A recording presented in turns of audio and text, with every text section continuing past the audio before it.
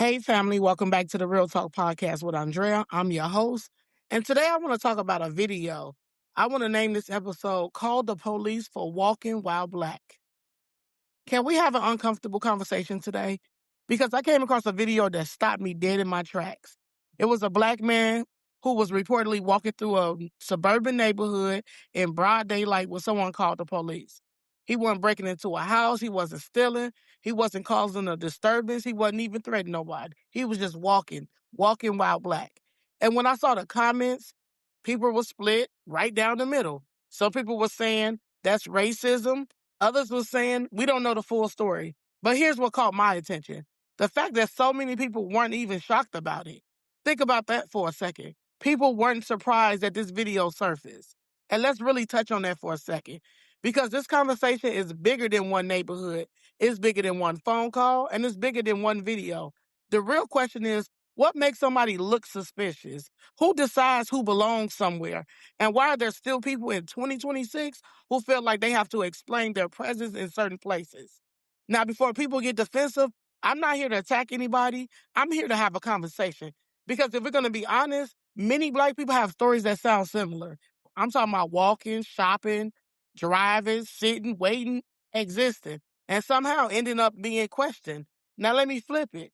If you're somebody who has never experienced that, it might sound unbelievable. You might genuinely wonder, are people overreacting? Maybe there's more to the story. Maybe somebody was just being cautious. And that's where these conversations get complicated because two people can watch the exact same video and walk away with completely different conclusions. But what I want to talk about today is perception, because perception shapes everything. If somebody sees a black man walking through a neighborhood and immediately thinks danger, where does that come from? If somebody sees the exact same man and thinks absolutely nothing of it, where does that come from? These are questions worth discussing. And let's be real, most people don't want to admit their biases. Everybody likes to believe they're fair. Everybody likes to believe they judge people equally. But sometimes our reactions reveal things about us that our words don't. Because here's something I keep asking myself. If that same person walking down the street looked different, would the police have been called? Would anyone have paid attention? Would anybody have cared? And that's the question people keep coming back to. And another thing, can we stop pretending that these situations don't affect how people feel? Imagine constantly wondering, do I look suspicious? Do I belong here? How am I being perceived? That's a burden people shouldn't have to carry, especially when they're simply living their lives. And before somebody says, well, crime happens, you're right. Crime does happen.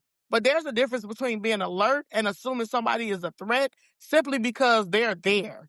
That's the conversation, not whether people should be safe. Everybody wants to be safe. Everybody wants safety. The question is, can we have safety without unfairly targeting people?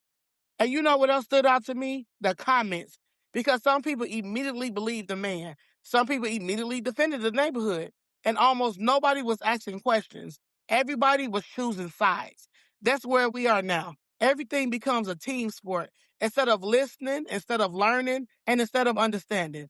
And honestly, one of the reasons I wanted to do this episode is because conversations like this make people uncomfortable. But uncomfortable conversations are often the ones we need the most. Not to argue, not to counsel people, and not to attack each other, but to understand each other. Because whether you're black, white, Latino, Asian, rich, poor, young, old, most people know what it feels like to be judged before being known. Maybe not in the same way, maybe not in the same circumstance, but judged, misunderstood, labeled, assumed. And nobody like it when it happens to them. So when you watch videos like this, don't just ask who's right. Ask what can we learn from this? Or ask why are people reacting the way they're reacting? Or even ask what experiences shape those reactions? Because if we're ever going to move forward, it's going to require more listening and less assuming. And I have a question. If you were walking through a neighborhood in broad daylight and somebody called the police on you, what would your reaction be? Would you be angry? Would you be hurt? Would you brush it off? Or would you see it as something bigger? And that's the conversation. And that's what we're talking about today on the Real Talk Podcast with Andrea. Let's heal and grow together. And I'll see you guys in the next episode.